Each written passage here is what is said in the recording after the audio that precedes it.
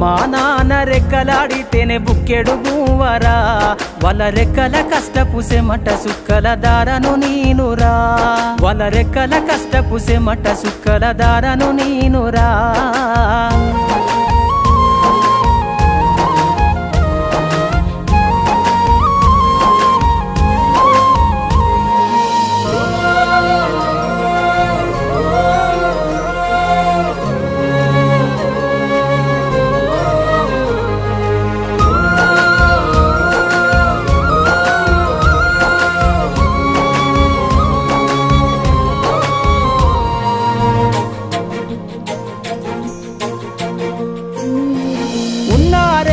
ఎకరాలను కల్లా చూడలే